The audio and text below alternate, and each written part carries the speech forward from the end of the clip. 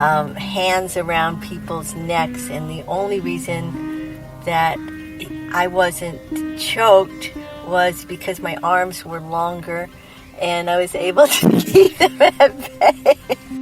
So in the early 70s, $80,000 was worth about $500,000 in today's money. What happened with the $80,000 in the garbage bag? We scoured the dumps. We went to, it was gone. Okay, so the guy who threw out Candy Can's garbage bag of $80,000 and then tried to strangle her, turns out he's the dad of my third grade best friend who I used to play strawberry shortcake with. The pot smuggling world just keeps getting smaller.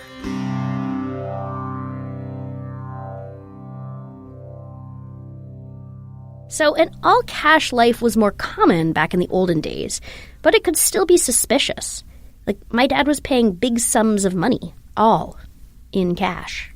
How did you do things like pay for my private school? Well, you know, paying for your private school in the early days was not that big a deal. I would either get cashier's checks. I opened bank accounts. I had bank accounts. I ran just enough money through, you know, and I think, I mean, in the 70s and 80s, things were fairly easygoing. The 70s, they were really easygoing. And we were always very cautious compared to lots of other nutcases who just didn't give a shit. But we always drove BMWs. Yeah, did you pay cash for them? Yeah. Wow. And they didn't give a shit. I mean, the first BMW I bought in 1972, I bought a new 2002 because that was the car of the world. And I just walked into the BMW dealer in San Rafael. I said, I want that. And I gave him $4,000 in cash. My dad makes a point that in Marin County, buying a BMW with cash wasn't atypical. Because as we're doing this podcast, we're discovering that tons of people in Marin were doing the same thing as my dad. Now, northern Marin is more conservative, populated by people living traditional lives with conventional jobs. But west and southern Marin is where all the psychedelic pioneers of the 60s moved to raise kids in the 70s and 80s. So it was chock full of rock stars, artists, and drug smugglers. And Mill Valley, specifically with its close proximity to many secluded beaches and the seaside tourist town of Sausalito, prime locations for drug loads to boat into, is thought by old-school Mill Valley peeps to have had a population of 50% smugglers and drug dealers. That's half. Half the population. My dad didn't realize this at the time because no one openly talked about the drug smuggling industry. But eventually, it became clear that everyone was in the industry. It was the culture of Marin County, and it still is the culture of much of Northern California. I guess everybody else in Marin County was doing the same thing. But just because a lot of people in Mill Valley were doing the same thing, that doesn't mean my dad wasn't totally stressed. We've heard of several smugglers who ended up in prison because they got busted, but not during a trip. After, when the IRS asked where they got their money from. Now, you could put some money in the bank for cashier's check or buy a BMW, but how do you hide hundreds of thousands of funny money from the government? For my dad, the answer to that was also found in wine country. I'm Rainbow Valentine, and this is Disorganized Crime. We'll be right back.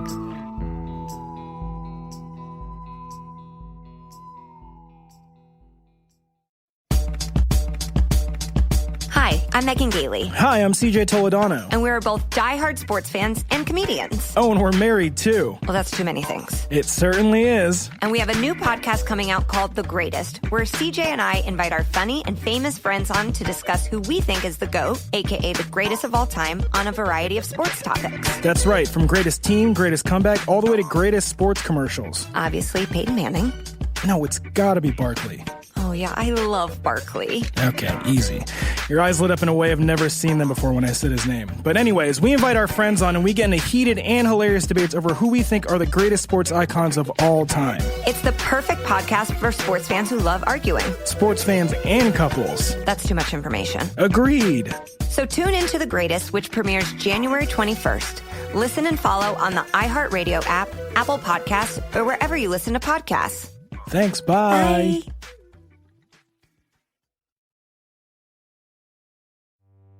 Ah, Northern California, known for its pot, the scenery, and its wine. The only alcohol I grew up around was fine wines. Drinking wasn't part of the culture I grew up in, except for very expensive wine, champagne, and occasionally imported beer.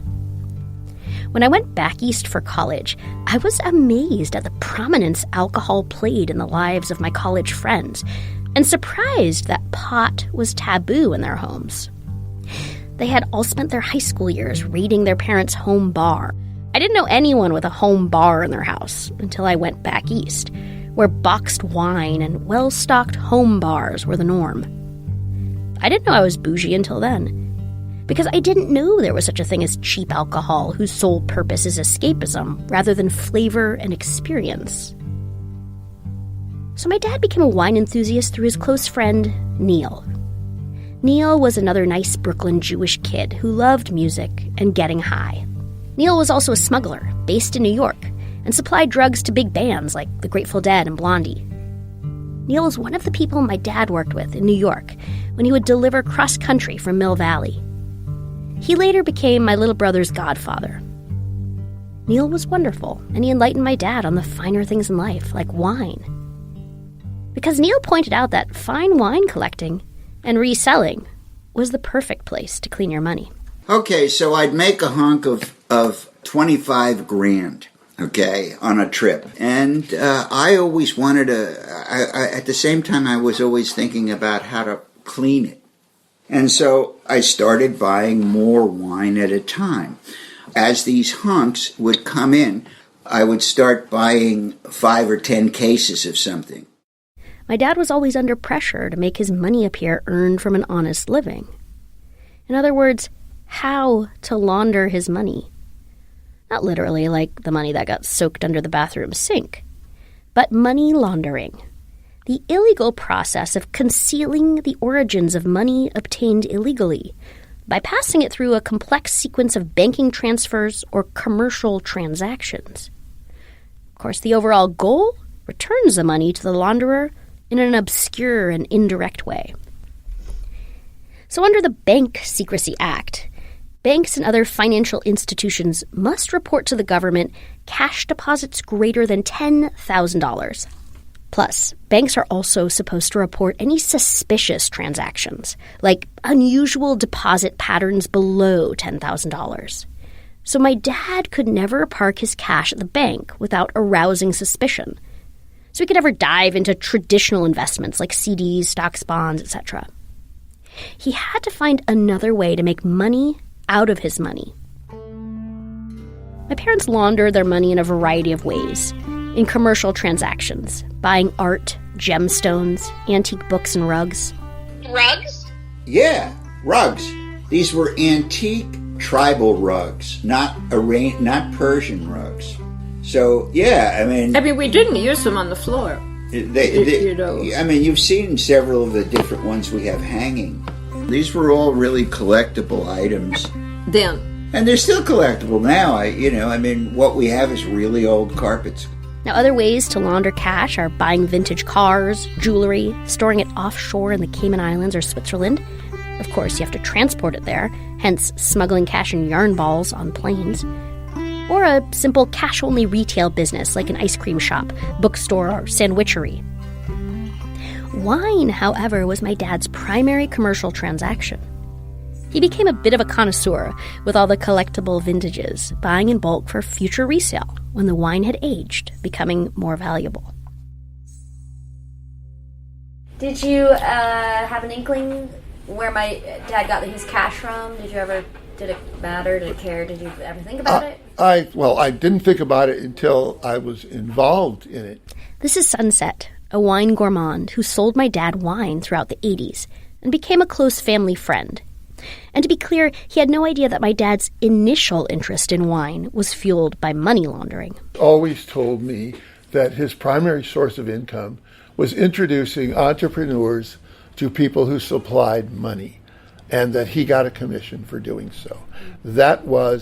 But he would offer and introduce me to people and say, we've got a deal in the works. And I never felt any reason to discount that. He does remember that one time my dad showed up to pick up some wine in a long pickup truck with a dome over the back. That's our family yellow truck. It smelled like pot, but he didn't think twice about it because, again, this is Mill Valley. Pot, like wine, was part of the fabric of Marin County. Well, my first impression of him was he was really enthusiastic about. He had discovered fine wines, and I don't know for how long prior to that. He might have been drinking them with friends for years. But he was really enthusiastic, and he loved to hear about them and talk about them. As you can see, I like to talk about them. And very personable, and thought your mom was a sweetheart. Never felt anything but warmth. Did I ever get the feeling that this was funny money that I was being handed? No. But then I was very naive on that subject now. The thing was, it wasn't that unusual for people to come in shelling out hunks of cash to invest in wine. Marin County was, and still is, an absurdly wealthy place. One of the 5 wealthiest counties in the nation. And in the 80s, it was chock full of cash-only shoppers from the sex, drugs, and rock and roll industries. As we mentioned before, at one point, it was estimated that half of Mill Valley was involved in the smuggling business. It wasn't weird for Bay Area big spenders to shell out thousands in cash on a single visit to the wine shop. My dad was definitely not the only one spending briefcases of cash on wine. But suspicions aside, wine and food became the focus of the relationship between my dad and Sunset. Dad says the first time he visited Sunset's wine shop was with Neil. Sunset swore they would see God after taking one sip of a fancy French wine. And it was really incredibly rich, and not like you think of champagne as this very light, but it was very thick and unbelievably flavorful. Did you see God? Taffy? No. Did you not see God, or did you? I didn't. Oh. What did you think, Mom, of Dad putting his money in wine? I thought it was stupid. I just thought it was like a waste, I thought we should buy old cars. Now, according to Wine Spectator magazine, only a small percentage of wines have the potential to improve with age. And within this group, only a small percentage have the ability to appreciate in value. These elite wines are considered, quote, worthy of collecting from an investment point of view. Sunset would help my dad decide which wines to invest in hopes that their value would increase exponentially over time.